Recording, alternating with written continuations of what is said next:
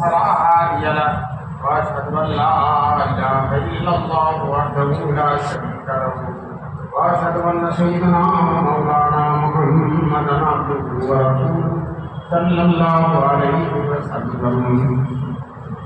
أعوذ بالله من الشيطان الرجيم. بسم الله الرحمن الرحيم. إنا نحن نزلنا الذكر وإنا له لحافظون. صدق الله العلي العظيم. عزیز طلباء، علماء کرام، محترم بزرگوں اور دوستوں،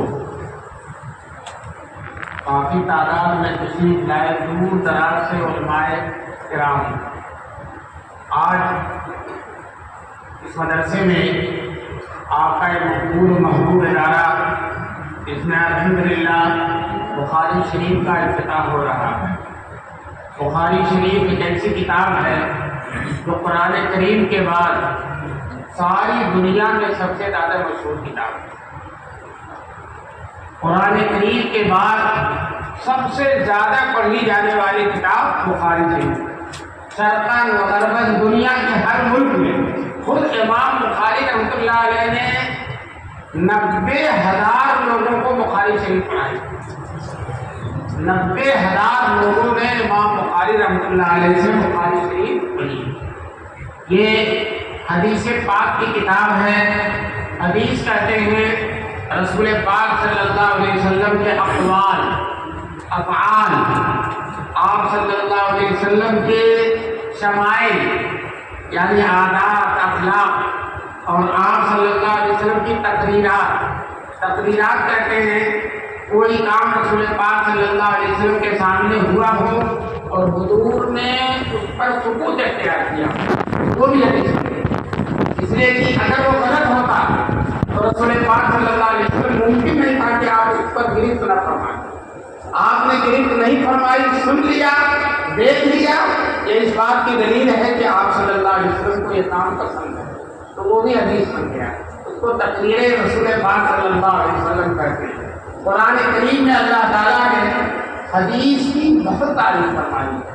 چنانچہ ایک جگہ اللہ تعالیٰ قرآن کریم میں فرماتے ہیں ما آتاکم الرسول فخذوہ وما نہاکم عنہ فانتہوا.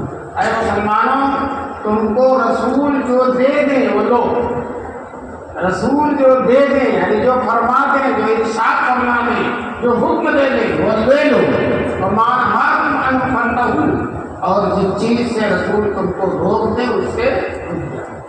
ایک جگہ اللہ فرماتے ہیں لقد کان لکم فی رسول اللہ اسوۃ حسنہ.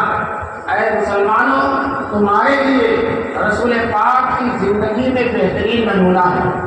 تو حضور کی زندگی وہی حضور کا قول ہے، حضور کا فعل ہے، حضور کے اخلاق ہیں اور حضور کی تقریرات ہیں.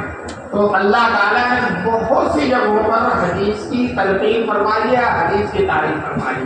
تو حدیث کی اہمیت میں سب سے بڑی اہمیت یہ ہے کہ اس کی تعریف اللہ تبارک تعالیٰ نے فرمائی ہے.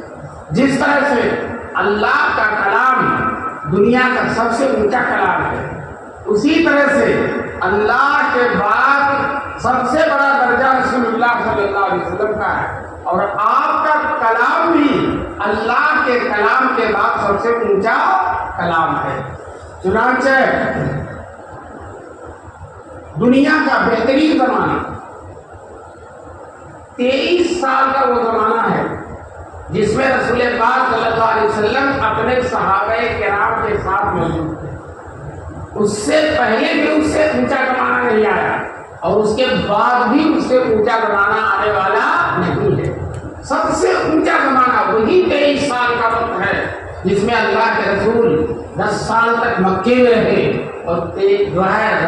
اور اس کے بعد رسول پاک صلی اللہ علیہ وسلم 13 سال تک مکے میں رہے اور 10 سال تک مدینے میں رہے. 23 سال کا یہ موقع ہے، وہ دنیا کا سب سے قیمتی زمانہ ہے. چنانچہ خود حضور فرماتے ہیں خیر القرون قرنی، بہترین زمانہ میرا زمانہ ہے. اب حدیث پڑھنے والا اگرچہ جسمانی طور پر اس زمانے میں داخل نہیں ہوتا، لیکن روحانی طور پر اور علمی طور پر اس زمانے میں داخل ہو جاتا ہے جو زمانہ دنیا کا سب سے اونچا زمانہ ہے، اس کے بارے میں رسول پاک صلی اللہ علیہ وسلم نے فرمایا خیر القرون قرنی۔ کیوں؟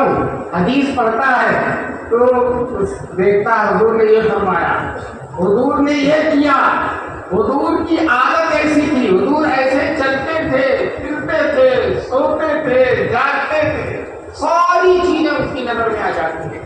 تو گویا کہ وہ ایک طرح سے اس زمانے میں داخل ہو جاتا ہے جس زمانے میں جناب رسول پاک صلی اللہ علیہ وسلم۔ چنانچہ کسی نے کہا وہ آئے بھی اور کب کے گئے بھی مگر نظر میں سما رہے ہیں، وہ آئے بھی کب کے اور گئے بھی مگر نظر میں سما رہے ہیں، وہ چل رہے ہیں، وہ پھر رہے ہیں، وہ آ رہے ہیں، وہ جا رہے ہیں، سارا نقشہ نگاہوں کے سامنے آ جاتا ہے، جس کی وجہ سے حدیث پاک کی وجہ سے۔ چنانچہ رسول پاک صلی اللہ علیہ وسلم نے حدیث کی اور حدیث پڑھنے والوں کی بڑی تعریف فرمائی ہے۔ ایک حدیث میں رسول پاک صلی اللہ علیہ وسلم فرماتے ہیں نظر اللہ عبدا سمع مقالتہ، اللہ تر و تازہ رکھے اس بندے کو سمع مقالتی، جو میری بات کو سنتا، اللہ تر و تازہ رکھے۔ چنانچہ حضور کی دعا محدثین کو خوب لگی ہے، دنیا میں سب سے زیادہ تر و تازہ محدث رہتے ہیں، سب سے تر و تازہ، چہرے پر بشاشت رہتی ہے، بوڑھے ہو جاتے ہیں، کمزور ہو جاتے ہیں، لیکن حدیث کی برکت سے سرسبز و شاداب رہنا چاہیے۔ تو اللہ تعالیٰ دنیا میں بھی ان کو سرسبز و شاداب رکھتے ہیں، اور قبر میں بھی رکھتے ہیں، اور مرنے کے بعد بھی رکھتے ہیں انشاءاللہ۔ نصر اللہ عبدن، فرمایا رسول پاک نے تر و تازہ رکھے اللہ اس بندے کو، سمع مقالتی، جو میری بات کو سنتا، وحفظھا، اور اسے یاد رکھتا ہے، ووعاھا، اور اس کو دل میں اتار لیتا ہے، واداھا الی غیرہ، اور اپنے غیر تک پہنچا دیتا ہے۔ تو علماء ربانیین یہی کرتے ہیں، حدیث سنتے ہیں، سمجھتے ہیں، یاد کرتے ہیں، اور پھر لوگوں تک اس کو پہنچا دیتے ہیں۔ اور دوستو یہ سب سے زیادہ کام اس دور میں یہ عربی مدارس انجام دے رہے ہیں۔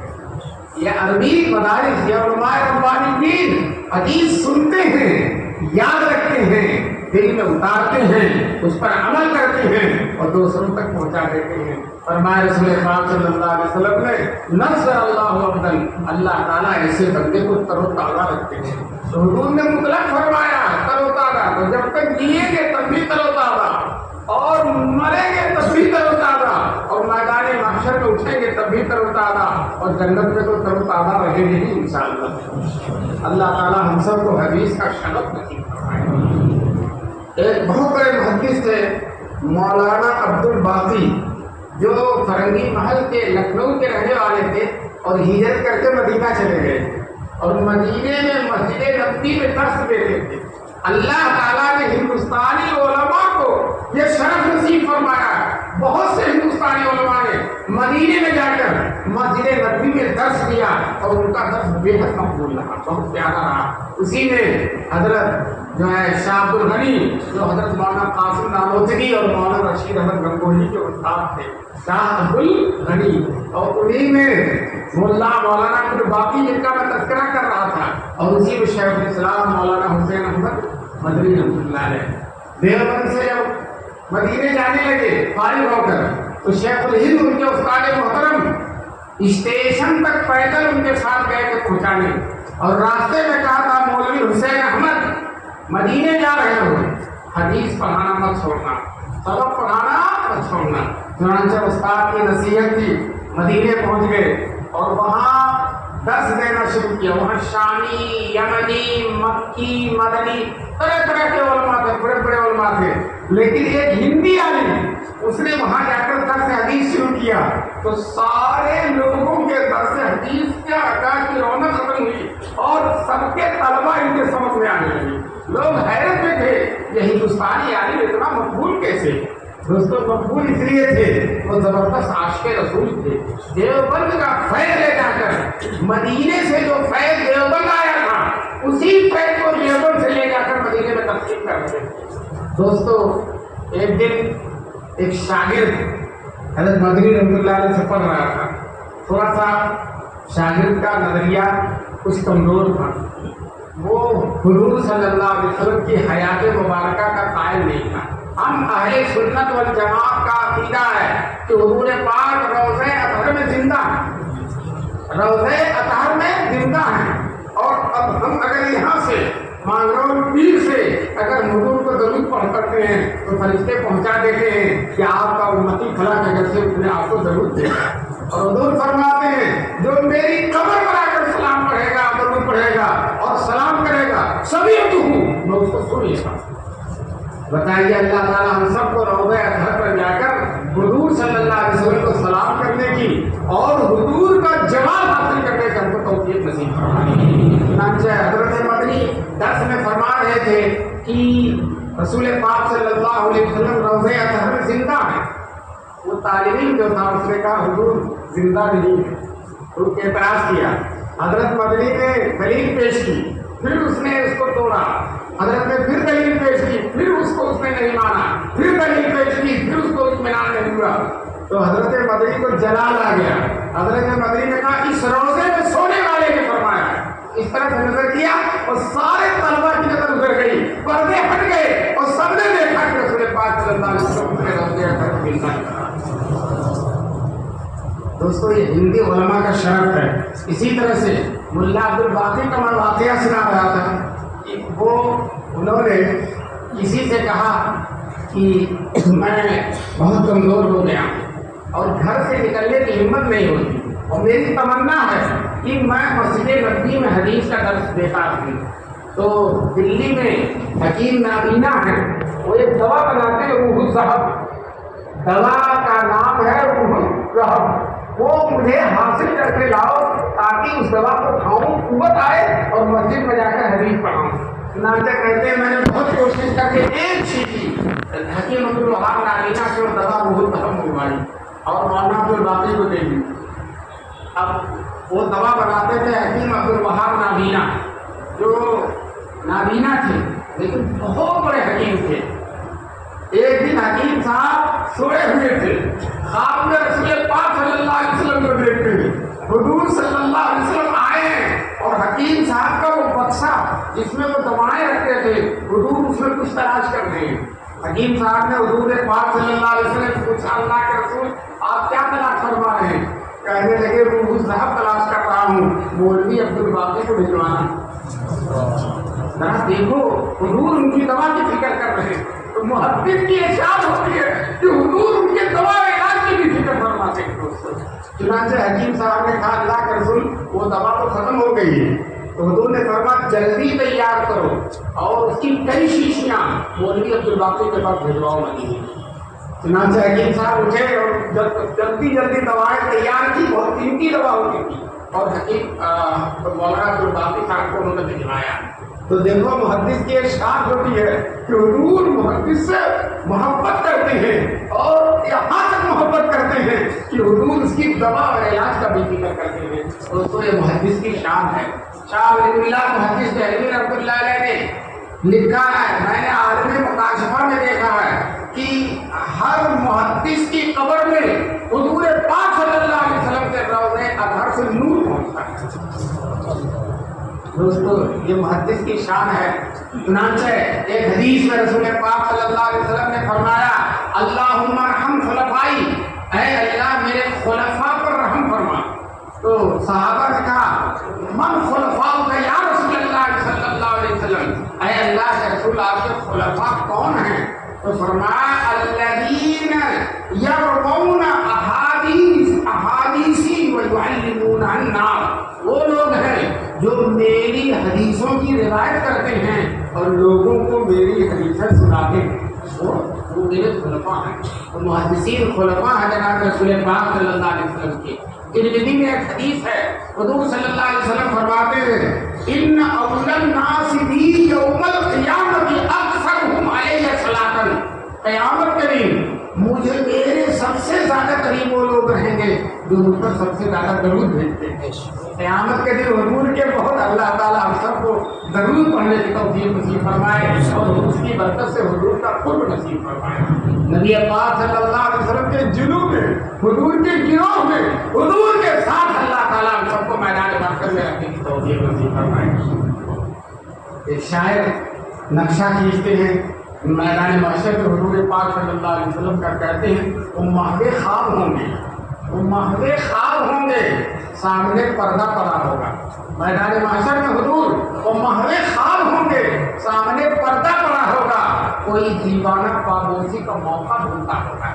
تو دوستو انشاءاللہ یہ حدیث پڑھنے والے ہی دیوانے ہیں کہ حضور کے قدم چومیں گے، ہاتھ چومیں گے، حضور کے ساتھ رہیں گے انشاءاللہ قیامت کے دن۔ چنانچہ فرمایا سب سے زیادہ قریب میرے وہ لوگ ہوں گے جو میری حدیثوں کی روایت کرتے ہیں اور مجھ پر سب سے زیادہ درود بھیجتے ہیں۔ محدث ابن حبان کہتے ہیں سب سے زیادہ درود بھیجنے والے محدثین ہیں۔ جب حدیث پڑھتے قال رسول اللہ صلی اللہ علیہ وسلم، اللہ تعالیٰ آپ لوگوں کو دیوبند پہنچائے اور دیوبند میں دیکھیں گے بہت بڑی عمارت ہے دارالحدیث اور ہزاروں طلبہ وہاں موجود ہوتے ہیں اور محدث فرماتا قال رسول اللہ صلی اللہ علیہ وسلم، پوری دارالحدیث جو ہے درود کے نغموں سے گونج جاتی ہے۔ ہم وہ لوگ جو عشق رسول کا دعویٰ کرتے ہیں، نام نہیں لوں گا، جو عشق رسول کا دعویٰ کرتے ہیں ان سے ہم کہتے ہیں تم زندگی بھر جتنا درود پڑھتے ہو دارالعلوم دیوبند میں ایک دن میں اتنا درود پڑھتے ہیں، تم زندگی بھر جتنا درود پڑھتے ہو۔ اور وہ لوگ جو بڑے حدیث کا دعویٰ کرتے ہیں کہ ہم حدیث پہلے حدیث ہے فلاں ہے فلاں، ہم ان سے کہتے ہیں تم زندگی بھر جتنی حدیثیں پڑھتے ہو دارالعلوم دیوبند میں ایک دن میں اتنی حدیثیں پڑھتے، ایک دن میں اتنی حدیثیں پڑھا دی جاتی ہیں۔ بہرحال بڑی فضیلت ہے محدثین کی، یہی وجہ ہے کہ محدثین نے امت کے بڑے لوگوں نے حدیث کو یاد کرنے میں، حدیث کی طلب میں، حدیث کی تلاش میں پوری زندگی اپنی لگا دی، مال دولت سب خرچ کر دیا اور سب خرچ کر کے پوری زندگی قربان کر کے حدیثوں کو حاصل کیا۔ ایک حدیث کے لیے حضرت ابو ایوب انصاری جو میزبان رسول، مہمان رسول، میزبان رسول ہے جناب رسول پاک صلی اللہ علیہ وسلم کے میزبان ہیں، مدینے سے قسطنطنیہ تک کا سفر کیا تھا، مدینے سے قسطنطنیہ تک کا سفر کیا تھا ایک حدیث کو حاصل کرنے کی۔ وہ حدیث جانتے تھے لیکن انہیں یہ نہیں معلوم تھا کہ کس نے سنا۔ ایک عالم کے بارے میں معلوم ہوا کہ انہوں نے حضور سے حدیث سنی، ایک صحابی، اور وہ قسطنطنیہ میں رہتے ہیں، سفر کر کے قسطنطنیہ گئے، ان کے دروازے کو کھٹکھٹایا، وہ باہر نکلے اور کہا کہ میں صرف یہ پوچھنے آیا ہوں کہ فلاں حدیث آپ نے حضور سے سنی ہے؟ انہوں نے کہا ہاں میں نے سنی ہے۔ پھر اس کے بعد سواری پہ بیٹھے واپس آنے لگے، نہ کھانا نہ پینا نہ ناشتہ۔ انہوں نے کہا رک جائیے رک جائیے، کہنے کہ صرف اسی حدیث کو حاصل کرنے کے لیے آیا ہوں، میں نہ رکوں گا نہ کھاؤں گا نہ پیوں گا۔ پھر واپس وہاں سے چلے آئے مکے سے۔ کہتے ہیں جب ٹرین چلتی تھی مدینے سے تو 85 اسٹیشن چلنے کے بعد قسطنطنیہ آتا تھا، 85 پیدل چلے گئے یا سواری سے چلے گئے ان پر بیٹھ کر ایک حدیث کو سننے کے لیے۔ بہرحال محدثین نے بڑا اہتمام کیا اور حدیثوں کو سنا اور یاد کیا، لیکن دھیرے دھیرے جب اسلام بڑھتا گیا، صحابہ کرام ختم ہو گئے، محدثین جنہوں نے براہ راست حضور سے حدیثیں سنی تھی وہ ختم ہو گئے، تو اب لوگوں نے سوچا کہ اب حافظہ اتنا مضبوط نہیں ہے، اب حدیثوں کو کتابوں میں لکھنا چاہیے۔ اس سے پہلے کتابوں میں نہیں لکھا، سب زبانی یاد رکھتے، دماغ میں محفوظ رکھتے تھے۔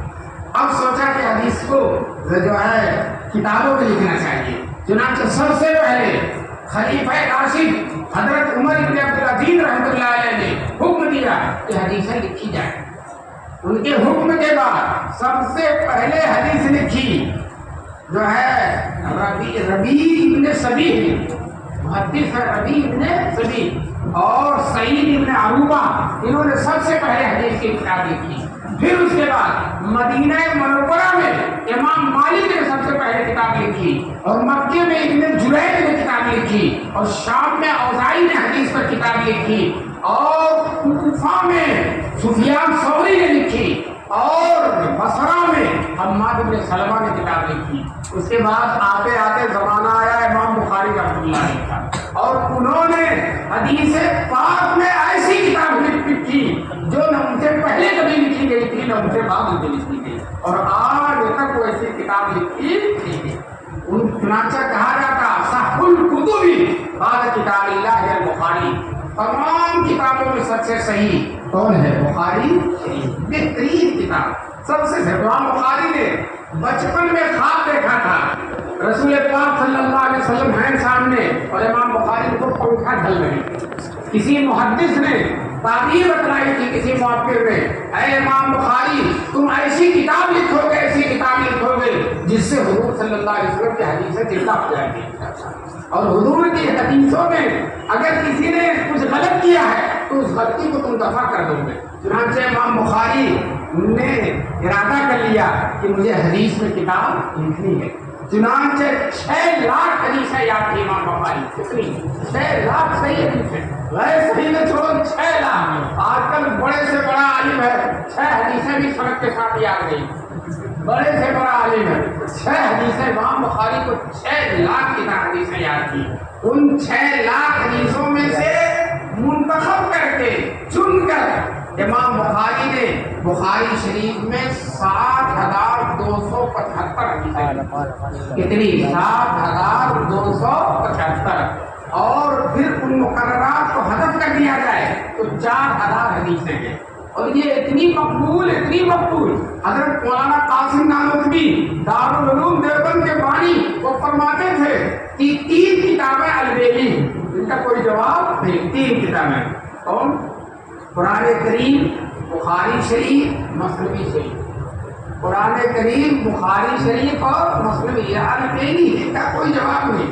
ایک عالم کہتے تھے میں نے جائزہ لیا کہ دنیا کی ہر جگہ بخاری شریف پڑھی، کوئی جگہ ایسی، ایک جگہ ایسی ہے جہاں بخاری نہیں پڑھی گئی، وہ خانہ کعبہ کے اندر، ہر جگہ پڑھی گئی، خانہ کعبہ کے اندر نہیں پڑھی گئی۔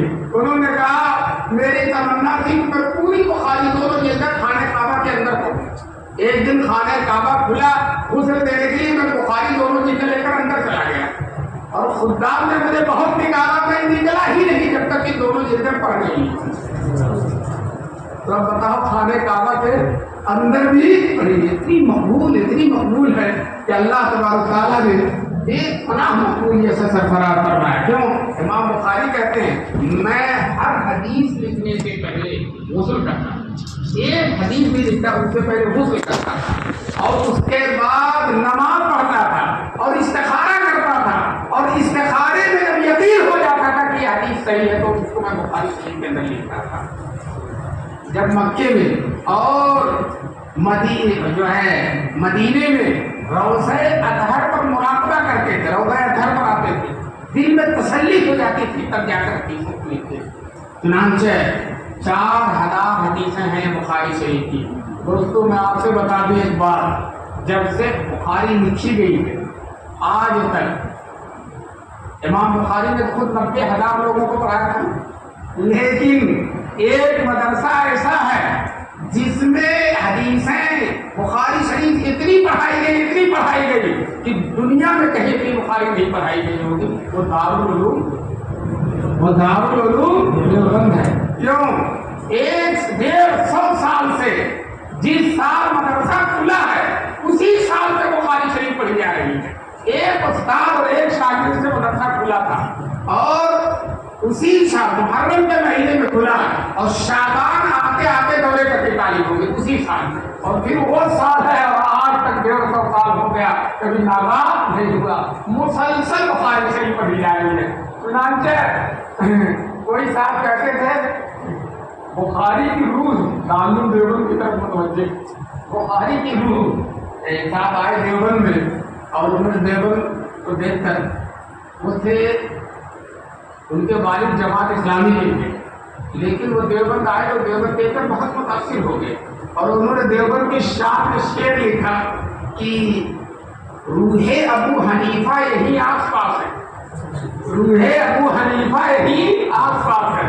اچھا صاحب تھے، میں نے ان سے معذرت کے ساتھ کہا کہ روح ابو حنیفہ ہی نہیں، روح سرور کونین یہی آس پاس، روح پاک کی روح یہی آس پاس، روح کی حدیثیں اتنی پڑھائی جا رہی۔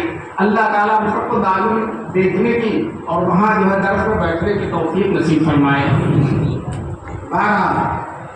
امام بخاری رحمۃ اللہ علیہ بخارا میں پیدا ہوئے، اور خرقل ایک جگہ وہاں ان کا انتقال ہوا. صرف 60 سال کی عمر تھی. 60 سال کی عمر میں انتقال ہو گیا.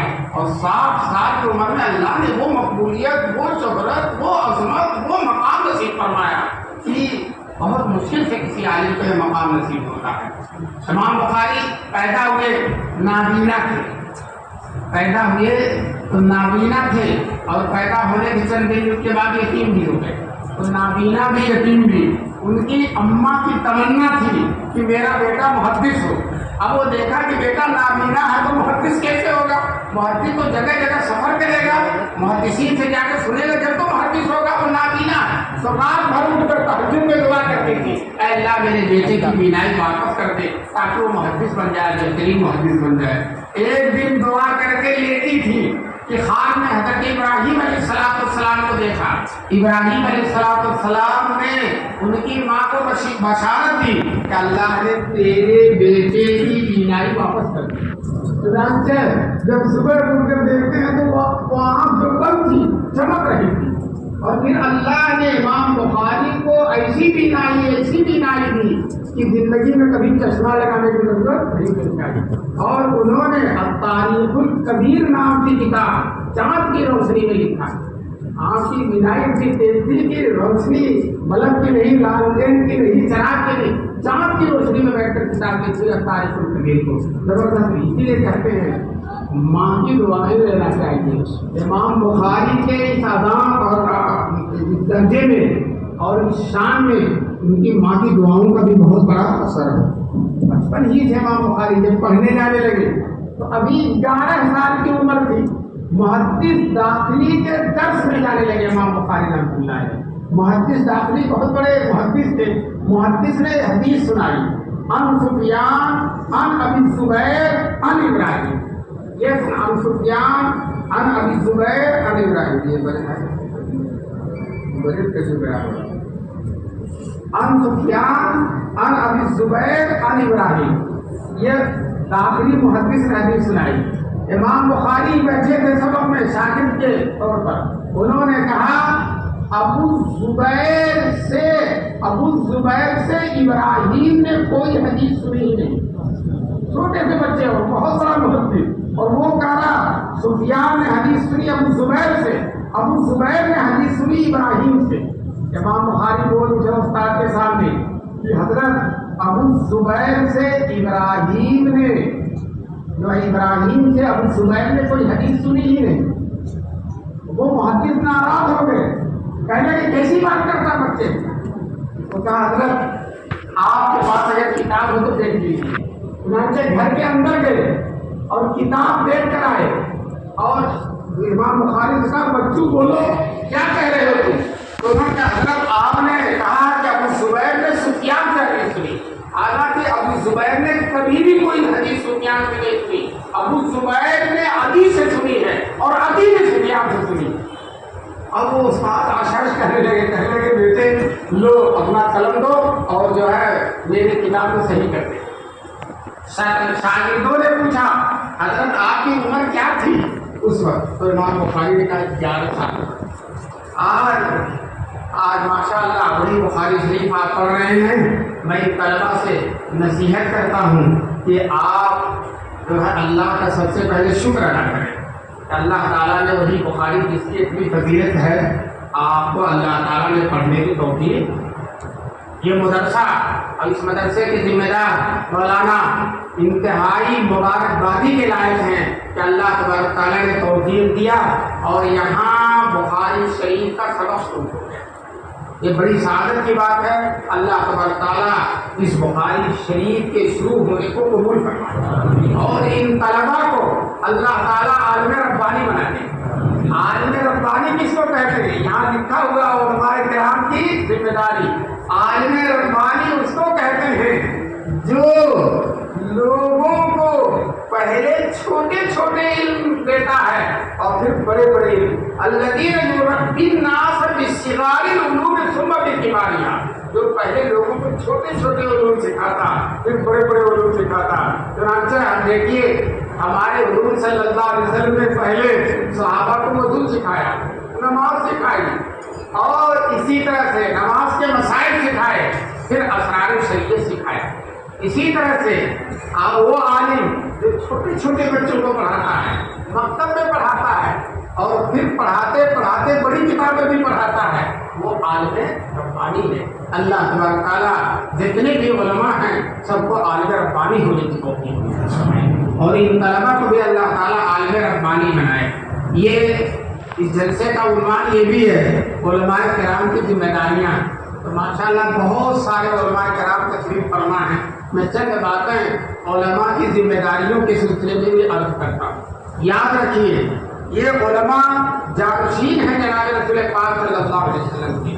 انما العلماء ورثۃ الانبیاء، یہ علماء انبیاء کے وارث ہیں، نبی پاک صلی اللہ علیہ وسلم کے وارث ہیں. چنانچہ جو ہے ایک حدیث ہے، حدیث کے بارے میں لوگ شبہ کرتے ہیں لیکن مانک و حدیث بالکل صحیح ہے، چاہے لفظ صحیح نہ ہو. حضور نے فرمایا علماء امتی کا انبیاء بنی اسرائیل، میری امت کے علماء بنو اسرائیل کے نبیوں کی طرح. اب عالم نصاب میں حضرت موسیٰ علیہ السلام نے حضور صلی اللہ علیہ وسلم سے کہا، اے محمد صلی اللہ علیہ وسلم، آپ تو خیر نبی ہیں لیکن آپ کی امت کے علماء نبی نہیں ہیں، وہ ہمارے برابر کیسے ہو جائیں گے؟ آپ تو نبی ہیں اور آپ کی امت کے علماء نبی نہیں ہیں. تو حضور صلی اللہ علیہ وسلم نے کوئی جواب نہیں دیا. عالم ارباب سے ایک روح کو بلایا اور روح کے امام غزالی رحمۃ اللہ علیہ حضرت موسیٰ سے کہا یہ میری امت کا ایک عالم ہے، آپ اس سے سوال کیجیے. موسیٰ علیہ السلام نے امام غزالی سے کہا کہ آپ کا نام کیا ہے؟ تو امام غزالی نے کہا میرا نام محمد ہے، باپ کا نام احمد ہے، دادا کا نام فلاں ہے، پردادا کا نام فلاں ہے، چردادا کا نام فلاں ہے، اور خاندان میں اور بھی بہت سارے لوگ ہیں. تو حضرت موسیٰ نے کہا بیٹے میں نے آپ سے صرف آپ کا نام پوچھا تھا، آپ نے آپ کے باپ کا بھی نہیں پوچھا تھا، دادا کا بھی نہیں پوچھا تھا، اور آپ کے اور بھی ہیں جو ان کے بارے میں کچھ نہیں پوچھا تھا، آپ نے سب کے بارے میں جواب دیا. تو امام غزالی نے کہا حضرت آپ جب وادی احمد میں پہنچے تھے اور اللہ تعالیٰ نے آپ سے کہا تھا مماثل کر دی یمین ہے کیا موسیٰ، آپ کے ہاتھ میں کیا ہے، داہنے ہاتھ میں کیا ہے موسیٰ؟ تو آپ نے کہا یہ عصا، یہ میرا عصا ہے. حالانکہ اللہ نے نہیں پوچھا کہ کس کا عصا ہے، لیکن آپ نے کہا میرا عصا ہے. اور پھر آپ نے کہا توکل علیہ، اس پر ٹیک لگاتا ہوں. حالانکہ اللہ نے نہیں پوچھا تھا کہ کیا کرتے ہو. وَأَحُشُّ بِهَا عَلَىٰ غَنَمِي، اور پھر اپنی بکریوں کے پتے بھی جھاڑتا ہوں، یہ بھی اللہ نے نہیں پوچھا تھا. اور آپ نے کہا کہ بھیا معارف اٹھتا اور بہت سارا کام کرتا ہوں. تو بتائیے اللہ نے صرف پوچھا تھا کہ آپ کے ہاتھ میں کیا، آپ عصا کہتے تھے، لیکن آپ نے دیا عصا، یہ میرا عصا ہے. اور اتوکل علیہ، اس میں ٹیک لگاتا ہوں. وَأَحُشُّ بِهَا عَلَىٰ غَنَمِي، اور بکریوں کے پتے جھاڑتا ہوں. بھیا معارف اٹھتا، بہت سارا کام کرتا ہوں. تو اللہ تعالیٰ نے یہ سب سوال نہیں کیا تھا، آپ نے اتنا لمبا جواب کیوں دیا؟ پھر انہوں نے کہا حضرت آپ نے اسی لیے لمبا جواب دیا کہ جب کسی بڑے سے شرط خطاب حاصل ہوتا ہے تو آدمی چاہتا دیر تک اس سے شرط خطاب رہے. آپ صرف عصا کہہ دیتے، بات ختم ہو جاتی، پھر پتہ نہیں اللہ کچھ پوچھتے یا نہ پوچھتے. آپ نے چاہا کہ دیر تک اللہ سے خطاب ہوتا رہے اور اللہ کو اپنی بات سناتا رہوں اور اللہ کی توجہ اپنی طرف دیتا رہوں، اس لیے آپ نے جواب کو بڑھایا، سوال کا جواب کو بڑھایا. اسی طرح سے آپ بھی میرے بڑے ہیں، میں چاہتا تھا دیر تک آپ سے گفتگو کروں. اگر صرف اپنا نام بتا دیتا تو گفتگو ختم ہو جائے گی. اس لیے اپنے باپ کا بھی بتایا، دادا کا بھی بتایا، اور دادا کا بھی بتایا، اور پھر میں نے شوشا چھوڑ دیا کہ اور بھی لوگ ہیں تاکہ تاکہ آپ پوچھیں میں ان کا بھی جواب دوں تو دیر تک آپ سے گفتگو کا شرف حاصل رہے. تو موسیٰ علیہ السلام نے حضور سے کہا واقعتاً آپ کی امت کے علماء بڑے زوردار، بڑے جاندار ہیں. سنانچہ یاد رکھو قیامت تک جتنے ہوں گے، جتنی ضرورتیں دین کو پڑیں گی، اللہ تبارک تعالیٰ علماء کے دین کو منتشر کر دیں گے اور ان تمام فتنوں کا مقابلہ یہ علماء ربانیین انشاءاللہ کرتے ہیں قیامت تک. چنانچہ کسی شاعر نے کہا ہے سلام اس پر کہ جس کے نام لیوا ہر زمانے میں، سلام اس پر کہ جس کے نام لیوا ہر زمانے میں، بڑھا دیتے ہیں ٹکڑا سا فروشی کا بتانے. تو دوستو جو ذمہ داری حضور صلی اللہ علیہ وسلم کی تھی دین کی دین کو پھیلانا، دین کی حفاظت اور دین کی اشاعت اور لوگوں تک دین کو پہنچانا، دوستوں وہی ذمہ داری بہو رسول پاک صلی اللہ علیہ وسلم نے علماء کے سر پر ڈال دی ہے۔ حضور نے فرمایا بلغوا عنی ولو آیہ، تم میری طرف سے دین کو پہنچاؤ، چاہے ایک آیت پہنچاؤ۔ ہر عالم کی ذمہ داری ہے، تو سب سے بڑی ذمہ داری عالم کی یہی ہے کہ دین کی فکر کرے، جہاں فتنے ہوں ان فتنوں کے مقابلے کی کوشش کرے اور دین کو صاف ستھرا رکھے، لوگوں کے عقائد کی اصلاح کرے، گمراہیوں میں لوگوں کو گمراہ دیکھے تو بےتاب و بے قرار ہو جائے۔ ہمارے حضور کے اندر یہ فکر تھی، کہتے ہیں کان رسول اللہ صلی اللہ علیہ وسلم دائما الفکر متواصل الاحزان، حضور کے دل میں ہمیشہ ایک فکر رہتی تھی، رنج و غم میں ڈوبے رہتے تھے، گمراہوں کی گمراہی دیکھی نہیں جاتی تھی۔ یہی ذمہ داری، یہی جذبہ، یہی فکر اور دل کی یہی کیفیت عالم ربانی کے اندر ہونا چاہیے۔ اللہ تعالیٰ سارے علماء سے دین کا کام لے اور سارے علماء کو اس بات کا احساس ہو کہ ہمارے سر پر دین کی ذمہ داری، ہمارے سر پر حضور کے بعد کوئی نبی نہیں آئے گا اور فتنے بہت سارے آئیں گے، اور ان وہ فتنے پہلے زمانے میں آتے تھے تو انبیاء آتے تھے ان کا مقابلہ کرنے کے لیے، اب حضور کے بعد کوئی نبی نہیں آئے گا اور فتنے بڑے زبردست قسم کے آئیں گے، لیکن انشاءاللہ ثم انشاءاللہ حضور کی امت کے علماء ان فتنوں کا مقابلہ کریں گے۔ ہر دور میں ایسا ہوا، ہندوستان میں اکبر نے دعویٰ کر دیا خدائی کا، اکبر بادشاہ نے دعویٰ کر دیا خدائی کا میں خدا ہوں، اور اس نے ایک نیا دین ایجاد کیا، اس دین کا نام رکھا دین الہی۔ اس دین میں نماز پڑھنا حرام، روزہ رکھنا حرام، زکات دینا حرام، غیر مسلم عورت سے شادی کرنا حلال، یہ اکبر کا دین تھا۔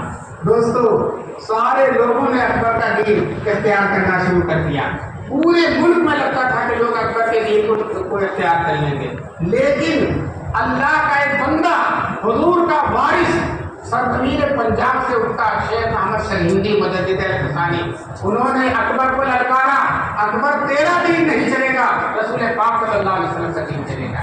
اکبر کے پاس فوج ہے، سپاہ ہے، اور حضرت کے پاس ٹاٹو بوریا ہے، لیکن ٹاٹو بوریے نے تخت و تاج کو للکارا اور دنیا نے دیکھا کہ اکبر کا دین ختم ہو گیا اور اسلام ایسے ہی سرفت کو شاداب چلتا ہے۔ یہی مجدد صاحب اکبر کے مرنے کے بعد جہانگیر کے دربار میں گئے، جہانگیر کے دربار میں یہ رسم تھی کہ جو بادشاہ سے ملنے آتا تھا جھوٹ کر سلام کرتا تھا۔ یہ جھوٹ کر سلام کرنا غیر شرعی طریقہ ہے، جہاں جہاں لوگ ہے حیدرآباد میں بھی کس سلام ہوتا ہے۔ مولانا اسماعیل شہید رحمۃ اللہ علیہ اپنے دورے میں لکھنؤ گئے، ایک مجتہد حضرت سے ملنے آیا، سید احمد شہید اور مولانا اسماعیل شہید، پورے ملک میں تبلیغی دورہ ہوتا تھا، تو لکھنؤ جب گئے تو ایک شیعہ مجتہد آئے اور انہوں نے اسے جھوٹ کے سلام کیا، شیعوں کی بھی یہی عادت تھی، تو مولانا اسماعیل شہید نے انگوٹھا دکھا دیا۔ اب وہ مجتہد حیران کرنے کا، مولانا میں آپ کو سلام کر رہا ہوں اور آپ مجھے انگوٹھا دکھا رہے ہیں، تو مولانا اسماعیل تو شمشیر برہنہ تھے، بعد میں حضور نے کہا تو نے میرے رسول کی سنت کو بگاڑا، میں نے تجھے بگاڑا، تو نے میرے رسول کی سنت کو بگاڑا، میں نے تجھے بگاڑا۔ بہرحال مجدد صاحب بھی جب جہانگیر کے دربار میں گئے تو وہاں رسم تھی جھک کے سلام کرنے کی، مجدد صاحب نے نہیں جھکے، کھڑے ہو کر کہا السلام علیکم۔ بادشاہ نے کہا اے فقیر تو نے جھک کر سلام نہیں کیا، شاہی ادب کو پورا نہیں کیا۔ تو مجدد صاحب کہتے ہیں یہ مرد مومن کی پیشانی ہے یا اللہ کے سوا کسی کے سامنے نہیں، بادشاہ کے سامنے۔ بادشاہ کو بڑا بڑی شرم آئی، غصہ کیا، فقیر سرے دربار میرے کو ٹوکا رہا۔ تو بادشاہ نے غصے کے عالم میں کہا اس مغرور کی گردن جھکا دیا۔ کہتے ہیں دربار میں جتنے لوگ تھے گردن پکڑ کے لٹک گئے، لیکن گردن سب سے وسیع نہیں۔ دوستوں جس کو اللہ نہ جھکانا چاہے تو کوئی جھکا نہیں سکتا۔ آج دیکھا کہ بڑے بڑے ہتھیار سے پوری دنیا کی طاقت لگی ہوئی ہے اور مر گئے، ختم ہو گئے، لیکن جھکے نہیں۔ کون؟ فلسطینی۔ ارے کون؟ فلسطینی، یہ جھکنے والے نہیں۔ آج کسی بتانے ہوئے ہیں، یہ الگ بات ہے، مر رہے ہیں، لیکن ہم تو ڈوبے ہیں سنم، تم کو بھی لے ڈوبے، ہم تو ڈوبے ہیں سنم بھی دیں گے. اسرائیل کو یہ توقع نہیں تھی یہ نہتے فلسطینی چھٹی کا دودھ ہم کو لا کے آتے. بہرحال اللہ تبارک تعالیٰ نے ہر دور میں اس طرح کے لوگوں کو پیدا کیا. چنانچہ مجدد صاحب نے کہا یہ مرد مومن کی پیشانی اللہ کے سوا کسی کے سامنے نہیں ہوتی. اب جہانگیر کیا کرتا دربار میں سامنے چھوٹا سا کھڑکی بنا رہی تاکہ کوئی آئے تو جھک کر آئے. لوگوں سے کہا کھڑکی میں داخل کرو. کھڑکی میں داخل ہونے کے جھکے گا میں سمجھوں گا کہ میرا عدد پورا ہو گیا. اب لوگوں نے کھڑکی میں داخل کیا تو مجدد صاحب ایسے جھکنے کے بجائے ایسے جھکنے چلے گئے. سامنے سے جھکنے کے بجائے پیچھے سے جھکنے چلے آئے. علامہ اقبال میں بہت بڑے شاعر ہیں جب پنجاب گئے تھے سرہند اور مجدد صاحب کے قبر پر گئے تو جہانگیر کے دربار میں گزرا ہوا یہ واقعہ یاد آ گیا. وہ کہتے ہیں حاضر ہوا میں شیخ مجدد کی لہر پر. حاضر ہوا میں شیخ مجدد کی لہر پر وہ خاک جو کہ زیر فلک مطلع انوار. جس خاک کے ذروں سے ہے شرمندہ ستارے. جس خاک میں پوشیدہ ہے وہ صاحب اسرار. کون صاحب اسرار؟ گردن نہ جھکی جس کی جہانگیر کے آگے. گردن نہ جھکی جس کی جہانگیر کے آگے. جس کے نفس گرم سے ہے گرمی احرار. آخر میں کہتے ہیں وہ ہند میں سرمایہ ملت کا نگہبان. وہ ہند میں سرمایہ ملت کا نگہبان اللہ نے بربط کیا جس کو خدا. دوستو اسی طرح سے آج بھی یہ علماء کرام سرمایہ ملت کے نگہبان. میں نے دیکھا ہے عالم بوڑھا ہو گیا کمزور ہے گھر کا کوئی کام نہیں کر سکتا لیکن رمضان میں مدرسے کا چندہ کرنے کے لیے اتنی طاقت آ جاتی اپنے گھر کا کچھ بھی کام نہیں کر سکتا. دوستو یہ کون قوت ہے؟ یہ وہ قوت ہے جو اللہ رسول کے شرف کی طرف سے پوچھی گئی. آج بھی الحمدللہ علماء کرام اس گئے گزرے زمانے میں بھی جو ہے دین کی حفاظت اور اشاعت اور دین کے خلاف اٹھنے والوں کا کتنا انشاءاللہ ثم انشاءاللہ یہ علماء کے اندر انہی میں سے لوگ پیدا ہوں گے اور قیامت تک پیدا ہوتے رہیں گے. دوستو حضور صلی اللہ علیہ وسلم نے فرمایا لا تزال طائفۃ من امتی ظاہرین علی الحق. میری امت کی ایک جماعت قیامت تک حق پر غالب رہے گی. لا یضرهم من خذلهم ولا من خالفهم. جو ان کا ساتھ چھوڑ دے گا یا جو ان کی مخالفت کرے گا وہ ان کا کچھ نہیں بگاڑ سکتا. وهم على ذلك حتى يأتي امر الله. وہ اسی طرح سے دین پر جمے رہیں گے یہاں تک کہ قیامت آ جائے گی.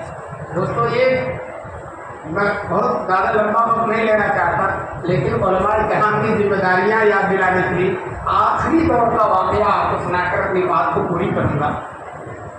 جب انگریز ہندوستان میں آ گیا اور ہندوستان میں آ کے اس نے طے کر لیا کہ اب ہم کو اسلام کو مٹانا ہے. وہ ہندو مرد کو نہیں مٹانا چاہتا تھا اور کسی کو اسلام کو مٹانا چاہتا تھا. اسلام کو اس لیے مٹانا چاہتا تھا کہ انگریزوں کو سب سے زیادہ خطرہ اسلام اور مسلمانوں میں. چنانچہ اس نے دلی میں 1000 مدرسوں کو ختم کر دیا. 1000 مدرسے اور بڑے بڑے علماء کو پھانسی دے دی اور ہر جتن کر دیا اسلام کی بچانے کے لیے. لارڈ نکالے جو انگریزوں کا وزیر تعلیم تھا اس نے اعلان کر دیا اب ہماری پوری ہندوستان میں ہماری حکومت ہے. اب صرف دین عیسائی رہے گا. عیسائیت کے علاوہ کوئی دین نہیں رہے گا. اب ہم ایسے ہندوستانی تیار کریں گے جو صورت و شکل کے اعتبار سے ہندوستانی ہوں گے اور ذہن و دماغ کے اعتبار سے انگریز ہوں گے.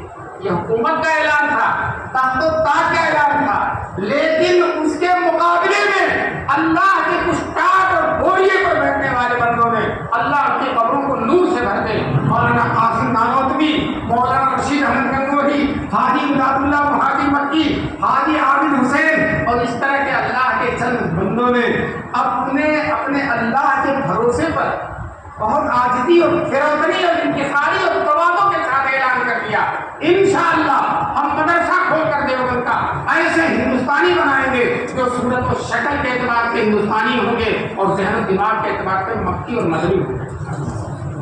مسلمانوں بتاؤ انگریز کامیاب ہوا یا ہمارے علماء کامیاب ہوئے؟ ہمارے علماء کامیاب. ہم انگریز ہیں, ہم مکی اور مدنی ہیں انشاءاللہ. انگریزوں نے ہم کو انگریز بنانا چاہا تھا اور اپنے علماء ربانیین نے ہم کو مکی اور مدنی. آج الحمدللہ ہم مکی اور مدنی ہیں. چنانچہ ہر مسلمان کی یہی آواز ہوتی ہے، دکھا دے یا الہی وہ مدینہ کیسی بستی ہے جہاں پر رات دن مولا تیری رحمت برستی ہے۔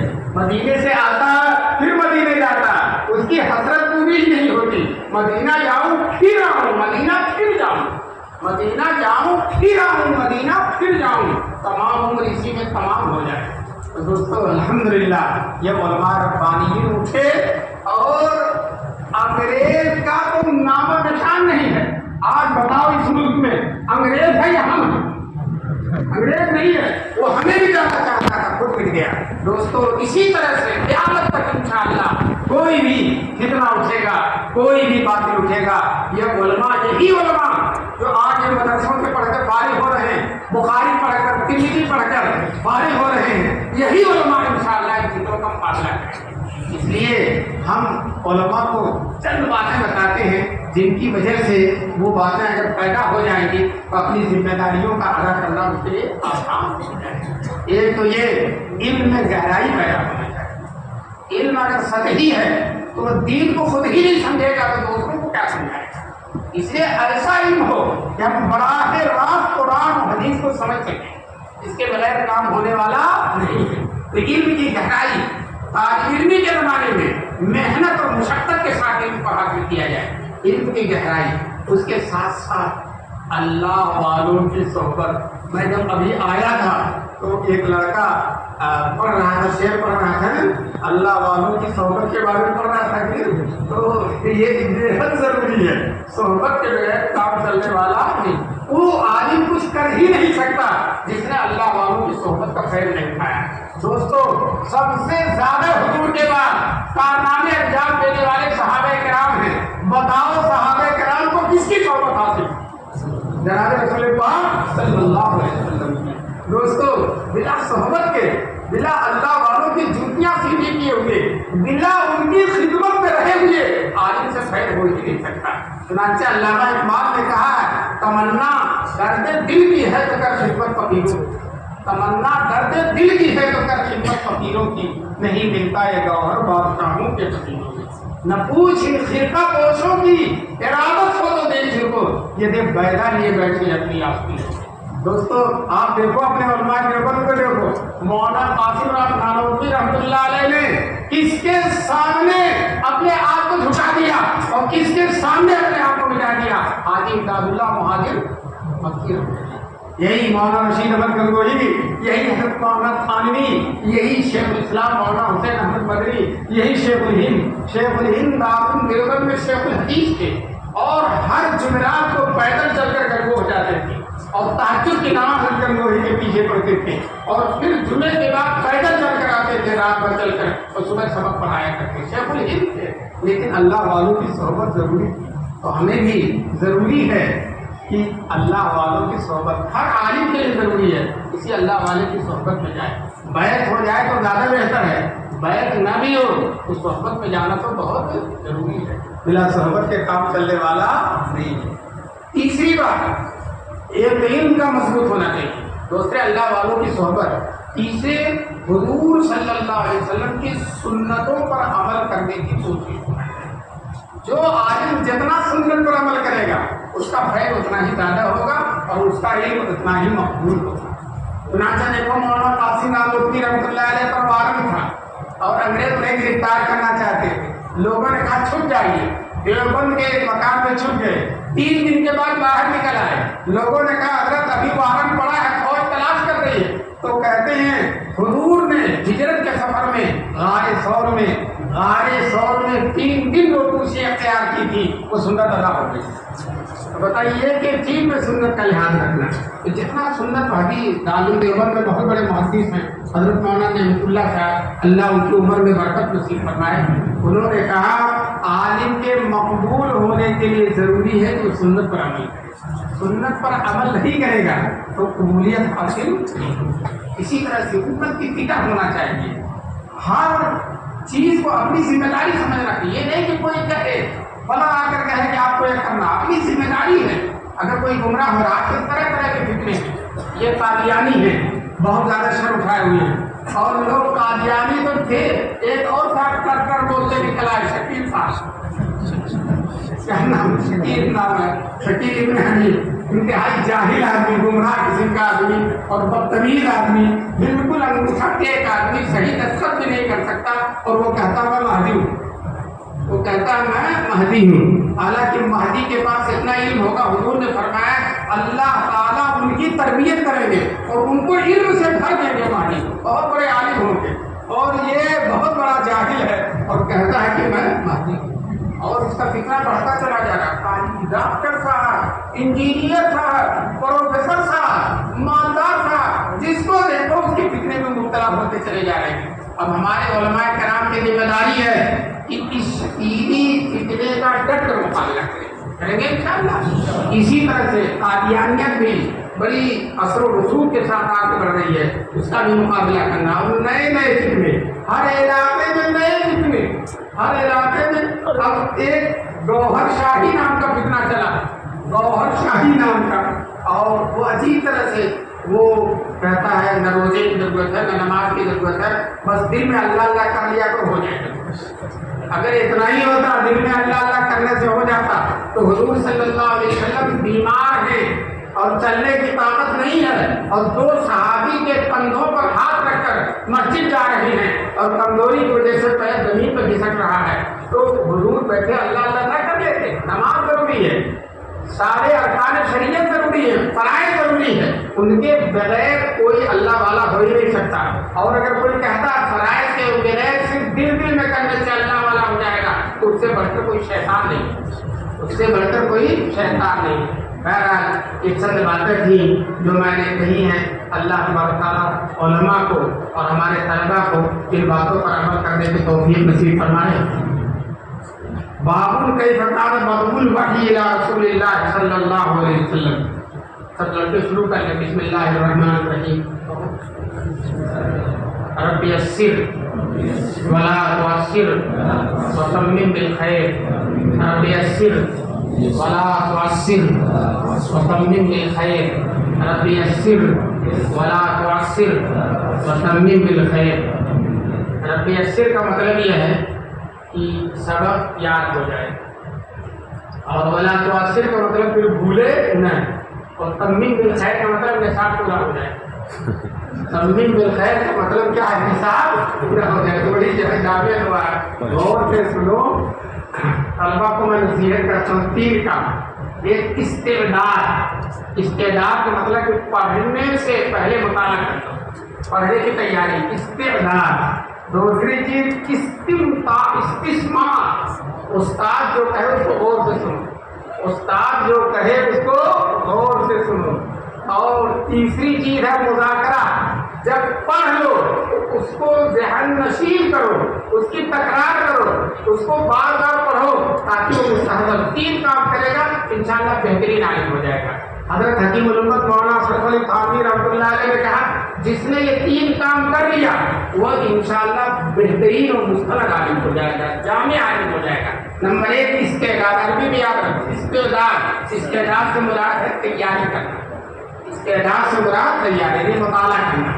دوسری چیز استماع, غور سے سننا. وَإِذَا قُرِئَ الْقُرْآنُ سمیع کے معنی سننا, اور استماع کے معنی غور سے. جو استاد بتایا غور سے سنو, خوب دل لگا کر سنو. اس کے بعد تکرار اور مذاکرہ کرو. یہ 3 کام کر لو گے انشاءاللہ بہترین عالم. اور جب بہترین عالم ہو جاؤ گے, بہترین عالم کی آج بھی کوئی شان ہے, بڑا رتبہ ہے. لوگ اسے ہاتھوں ہاتھ لیتے ہیں, محبت سے کی نظر سے دیکھتے ہیں. جہاں جاتا ہے مسافہ کرتے ہیں لوگ, ٹور پڑتے ہیں اس کی زیارت کے لیے. آج بھی الحمدللہ اس گئے گزرے زمانے میں بھی بہترین عالم کی جو قدر ہے کسی اور کی قدر نہیں. اللہ تعالیٰ تم سب کو بہترین عالم بنائے, عالم ربانی بنائے. 3 کام کرو گے طلبا. نمبر 1 استعداد, نمبر 2 استماع, نمبر 3 مذاکرہ. بس یہ 3 کام کرو. کہتے ہیں 3 کام چشم بندو گوش بندو لب بند گر بینی نور حق پر بند کفن. آنکھ بند کر لو فضولیات سے, اور لب بند کر لو فضولیات سے, اور اسی طرح سے کان بند کر لو فضولیات سے. اور آپ نے ہونٹ کو بھی علم میں لگا دو, آنکھ کو بھی علم میں لگا دو, کان کو بھی علم میں لگا دو. مولانا روم فرماتے ہیں گر نبینی نور حق پر من رسل، اس کے بعد اگر اللہ کا نور نہ دیکھو تو مجھ پر ہنسنا، یعنی یقیناً انشاءاللہ اس کے بعد اللہ کا نور دیکھے گا۔ تو یہ طلبہ کو یہ نصیحت ہے، ایک کام کریں، کرو انشاءاللہ۔ امام بخاری رحمۃ اللہ علیہ نے بخاری کو شروع کیا۔ تم پڑھتے ہو کہ ہر محدث، ہر مصنف جو کتاب لکھتا ہے تو خوب لمبا خطبہ لکھتا ہے۔ صادق مختصر المعانی میں خوب لمبا خطبہ لکھا ہے، یومن بالخطبہ و یومن بالقیتی، میں کسی بھی فلاں جگہ رہا، فلاں جگہ رہا، اور دوستوں نے اشارہ کیا کہ تم کوئی کتاب لکھو، میں اس لائق نہیں تھا کہ لکھوں، لیکن دوستوں کے اشارے سے میں مجبور ہو گیا۔ ہر مصنف لکھتا ہے، امام بخاری نے نہ کوئی خطبہ لکھا نہ الحمدللہ، بس بسم اللہ الرحمن الرحیم کہہ کر بخاری شریف کو شروع کر دیا، کوئی خطبہ نہیں لکھا، یہی کہ بخاری شروع ہے۔ علماء نے کہا ہے کہ کم سے کم خطبہ وغیرہ لکھنا چاہیے تھا، اپنے مقاصد کو بیان کرنا، خطبے میں مقصد بیان کرتا ہے کہ میں اس مقصد سے کتاب لکھ رہا ہوں۔ تو اس کا جواب علماء نے دیا، بابن کیف کان قبول الوحی، جب کہہ دیا تو مقصد سمجھ میں آ گیا۔ وہی رسول پاک صلی اللہ علیہ وسلم پر کیسے اترتی، اور حضور پر جو وحی اترتی تھی وہی تو حدیث ہے۔ حضور پر جو وحی اترتی تھی اگر وہ مطلوع ہے قرآن کی شکل میں تو قرآن ہے، اور اگر اس کے الفاظ اللہ کی طرف سے نہیں، معنی اللہ کی طرف سے، تو وہ کیا ہو؟ حدیث ہے۔ تو یہ پتہ چل گیا کہ کتاب کس میں ہے، وہ حدیث۔ اور رہا اگر الحمدللہ لکھ دیتے تو اس حدیث پر عمل ہو جاتا، کل امر ذی بال لم یبدا بحمد اللہ، ہر اہم چیز حمد الہی سے شروع کرنا چاہیے، تو حمد الہی سے شروع کرتے۔ تو اس کا جواب علماء نے کئی ایک دیا، ایک تو یہ دیا وہ حدیث کل امر ذی بال امام بخاری کی شرط کے مطابق نہیں ہے، جب ان کی شرط کے مطابق نہیں ہے تو اس پر عمل کرنا اس کے لیے ضروری نہیں ہے، ایک جواب۔ دوسرا جواب یہ دیا کہ جو ہے رسول پاک صلی اللہ علیہ وسلم قرآن کریم جو شروع ہوا اقرا بسم ربک الذی، بسم اللہ سے شروع، اقرا بسم ربک الذی، تو انہوں نے بھی بخاری کو بھی بسم اللہ سے شروع کیا، دیکھو بسم اللہ ہے۔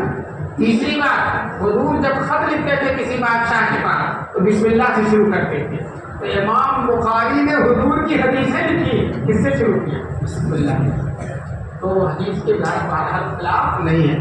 کئی فکان قبول الوحی الی رسول اللہ صلی اللہ علیہ وسلم، حضور پر وحی کیسے شروع ہوئی، وحی کیسے شروع ہوئی، پھر تفصیل سے حدیث آئے گی کہ حضور صلی اللہ علیہ وسلم غار حرا میں تھے اور فرشتہ آیا، چٹان سے تیل لگائے بیٹھے تھے رسول پاک میں، چٹان پیچھے سے ہل گئی، حضور نے پیچھے دیکھا تو کوئی نہیں، سامنے دیکھا تو جبریل کھڑے، جبریل نے کہا اقرا، حضور نے کہا ماں انا بقاری، میں پڑھا ہوا نہیں، پھر جبریل نے کہا اقرا، پھر حضور نے کہا ماں انا بقاری، میں پڑھا ہوا نہیں، پھر جبریل نے کہا اقرا، حضور نے کہا میں پڑھا ہوا نہیں، پھر جبریل نے اپنے سینے سے لگا کے دبوچ لیا، اتنی زور سے دبوچا تو حضور فرماتے ہیں بلغ منی الجہد، میری مشقت کی انتہا ہو گئی۔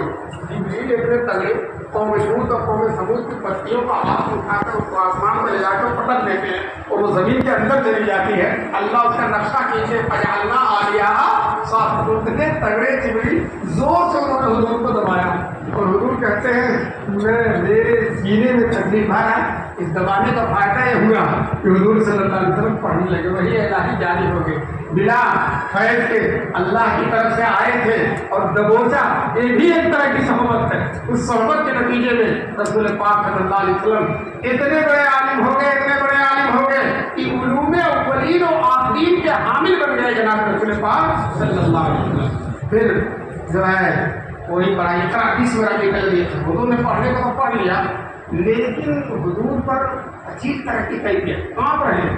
گھر آتے ہیں اپنی بیوی مطہرہ حضرت خدیجہ سے کہتے زملونی زملونی، مجھے چادر اڑاؤ چادر اڑاؤ، میں بچوں گا نہیں، میں بچوں گا نہیں، یعنی اتنا بڑا بوجھ حضور کے سر پر ڈال دیا گیا۔ وحی الہی، کلام الہی، جس کلام کے بارے میں اللہ نے فرمایا پہاڑ پر اترتا تو پہاڑ رہتا رہتا، وہ کلام حضور کے سینے میں ڈال دیا گیا۔ لیکن حضرت خدیجہ آج کل کی عورتیں شوہر کو ٹینشن میں ڈال دیتی ہیں اور غم میں ڈال دیتی ہیں، لیکن حضرت خدیجہ نے کہا کلا واللہ لا یخزیک اللہ وعدہ، سنیے آپ کو اللہ کبھی ضائع نہیں کرے گا، آپ ختم نہیں ہو، کیوں؟ انک لتصل الرحیم، آپ رشتوں ناطوں کی رعایت کرتے ہیں، तहमिल कल, जो बोझ इंसान होता है उसके बोझ को अपने सर पर लेते, तकरीर ज़ैर, और आप मेहमान नवाजी करते हैं, और तकसीमुल मादूम, जिसके पास कुछ नहीं होता आप उसको देते हैं, और तुईन वाला नवाई बिल हक, और जो मुसीबत ज़दा होता है वहाँ आपका हाथ लगाते हैं। ऐसे लोगों को अल्लाह ताला ताए। देखो बीवी हो तो इस तरह की हो। फिर हुजूर को वरका के पास ले गए, वरका के नौफल के पास ले गई, और वरका ने हुजूर को बड़ी तसल्ली दिया। ये तरह की औरत है। चुनांचे हुजूर फरमाते हैं, हजरत आयशा कहती है कि हुजूर हजरत खदीजा का इतना जिक्र करते थे, इतना जिक्र करते थे कि मुझे रश्क आने लगा। हालांकि जब शादी हुई है हुजूर की उम्र 25 साल है और हजरत खदीजा की उम्र 40 साल है, और उस उम्र में शादी हुई, लेकिन हुजूर का दिल उन्होंने इतना जीत लिया, इतना जीत लिया।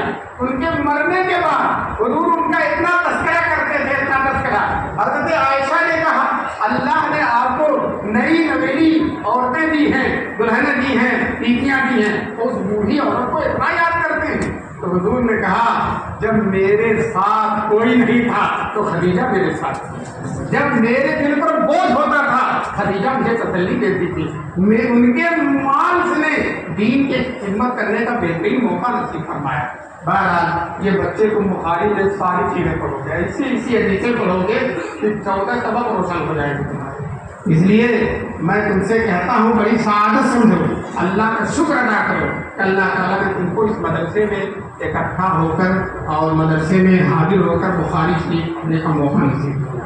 तलबा से मैं वादा लेता हूँ, वादा करो कि इंशाअल्लाह किसी दिन नागा नहीं करें, किसी दिन नागा नहीं। साहिब हिदायत कहते हैं, साहिब हिदायत से देखा सुना है, साहिब हिदायत कहते हैं मेरा किसी दिन नागा नहीं हुआ। उसकी बरकत है कि अल्लाह तबारक तआला ने उनकी किताब को इतना मकबूल फरमाया। दरसे निज़ामी में सबसे ज़्यादा छाई हुई किताब हिदाया है। अरबी पंजुम में हिदाया है, अरबी शशुन में हिदाया है, अरबी हफ्तुम में हिदाया है ना। अरबी हफ्तुम में 2 घंटा हिदायत सालिस और हिदायत राबे पढ़ो तो जाकर हिदायत पूरी। दरसे निज़ामी बिल्कुल छाई हुई किताब हिदाया। जब तक कोई हिदायत नहीं पढ़ेगा बेटा है उसका मकाम नहीं हो सकता। तो साहिब हिदायत के उलूम में इतनी बरकत इतनी उन्होंने क्या भेजी नागा। तो 3 बातों जो पहले बताई थी वो, और चौथी बात यह है कि नागा नहीं करोगे और पूरी बात पढ़ोगे, जितना उस्ताद बताएगा गौर से सुनना, और उस्ताद की बात अगर समझ में ना आए तो अदब और एहतराम के साथ पूछना, बिना पूछे आगे मत जाना। हुजूर की बात अगर सहाबा नहीं समझ सकते थे तो सहाबा हुजूर से पूछते, और हुजूर उसका जवाब मैंने अभी सुनाया था ना कि अल्लाह हम अला खुलफाई, अल्लाह मेरे खुलफा पर रहम फरमा। तो अब सहाबा ने समझा नहीं तो खुलफा कौन है, तो क्या अल्लाह के रसूल आपके खुलफा कौन है? तो हुजूर फरमाने लगे, वही जो बुखारी पढ़ते पढ़ाते, वही जो हदीस पढ़ते पढ़ाते, वही मेरे क्या है खुलफा। तो देखो सहाबा जो बात नहीं समझ में आती तो हुजूर से पूछते थे। तुम भी कोई बात अगर समझ में आए तो अपने उस्ताद से क्या करना और गौर से पढ़ना, उस्ताद का अदब करना। जितना अदब करोगे उतना ही तुम्हारे इल्म में बरकत नसीब। किताब का अदब करना, ये अल्लामा अनवर शाह कश्मीरी जिनके बारे में एक चलता फिरता कुतुबखाना थे, दारुल उलूम देवबंद का कुतुबखाना अगर जला दिया जाए तो अल्लामा अनवर शाह कश्मीरी अपनी याददाश्त से पूरा किताब कुतुबखाना लिखवा सकते थे। लेकिन जब किताब पढ़ते थे हाशिया इधर होता था तो लोग घुमा लेते किताब, तो किताब नहीं घुमाते, खुद घूम के उठ जाते थे कि किताब के वो अपने ताबे नहीं करना, हमको किताब के ताबे करना। तो किताब का भी अदब करो, उस्ताद का भी अदब करो, इल्म का भी अदब करो, और जो तीनों बातें बताई थी उनका लिहाज करो। इंशाअल्लाह अल्लाह ताला तुमको बेहतरीन आलिम बनाएगा। अल्लाह तबारक ताला इस बुखारी की किताब को कबूल फरमाए और मौलाना की उम्र में सेहत को बरकत नसीब फरमाए। इन्होंने बड़ी हिम्मत की है, अल्लाह ताला इनकी हिम्मत को कबूल फरमाए, और दूर दराज से जो उलमाए किराम आए हैं अल्लाह ताला उनके आने को कबूल फरमाए। मेरा तो नहीं चाहता था कि खूब बात करूँ, लेकिन आज तबीयत मेरी बहुत खराब। ये तो आपको देख कर उस तबीयत में बशाशत हो गई है, और वो शेर याद आता है, उनके देखे से जो आ जाती है मुँह पे रौनक, वो समझते हैं कि बीमार का हाल अच्छा है। देवबंद से मैं चला तो मैं सोच रहा था या अल्लाह दिल्ली तक कैसे पहुँचूँगा, तबीयत इस तरह से खराब थी, लेकिन अल्लाह ने दिल्ली तक भी पहुँचा दिया और फिर आपकी खिदमत में भी पहुँचा दिया। कि अल्लाह का करम और एहसान है اور تھکے مارے انسان سے اللہ تعالیٰ نے آپ کے سامنے کچھ کہلوا بھی دیا. اللہ تعالیٰ اس کہلوانے کو قبول فرمائے اور ہم سب کو اس بات پر عمل کرنے کی توفیق.